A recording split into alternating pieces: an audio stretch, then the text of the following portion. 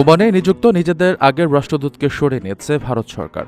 তার জায়গায় মধ্যপ্রাচ্যের গুরুত্বপূর্ণ এই দেশটিতে ভারতের নতুন রাষ্ট্রদূত হিসেবে নিয়োগ পেয়েছেন জ্যেষ্ঠ কূটনীতিক প্রশান্ত পিসে।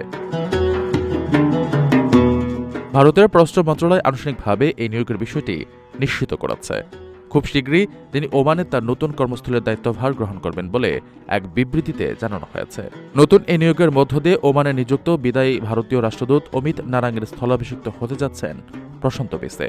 এর আগে 2021 সালের শেষের দিকে ওমানে ভারতের রাষ্ট্রদূত হিসেবে দায়িত্ব গ্রহণ করেছিলেন অমিত নারাং। দীর্ঘ সময় তিনি এই দায়িত্ব পালন করেন। তার মেয়াদকালে দুই দেশের মধ্যে দ্বিপক্ষীয় সম্পর্ক, অর্থনৈতিক বিনিয়োগ এবং ওমানে বসবাসরত বিপুল সংখ্যক প্রবাসী ভারতীয়দের কল্যাণে বেশ কিছু গুরুত্বপূর্ণ পদক্ষেপ নেওয়া হয়েছিল। এবার সে ধারাবাহিকতা রক্ষার ভার তুলে দেওয়া হল নতুন রাষ্ট্রদূতের কাঁধে। ওমানে ভারতের নতুন রাষ্ট্রদূত হিসেবে নিয়োগ পাওয়া প্রশান্ত পিসে 1995 ব্যাচের ইন্ডিয়ান ফরেন সার্ভিসের একজন চৌকস কর্মকর্তা।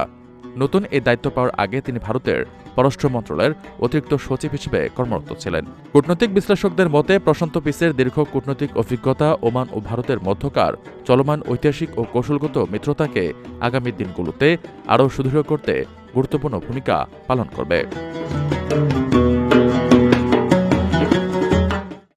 প্রবাসীদের জন্য নির্মাণ হচ্ছে দেশের প্রথম স্মার্ট সিটি, যেখানে থাকছে স্কুল, মসজিদ, হাসপাতাল, সুইমিং পুল, হেলিপ্যাড, পাঠাগার, জিম, সুপারমার্কেট, শিশু পার্ক সহ সকল নাগরিক সুবিধা।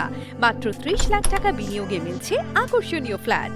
প্লাটিনাম ইনভেস্টরদের জন্য ঢাকা বিমানবন্দরে ভিআইপি প্রোটোকল সুবিধা। বিস্তারিত জানতে যোগাযোগ করুন স্ক্রিনে দেয়া হোয়াটসঅ্যাপ অথবা ইমো নাম্বারে।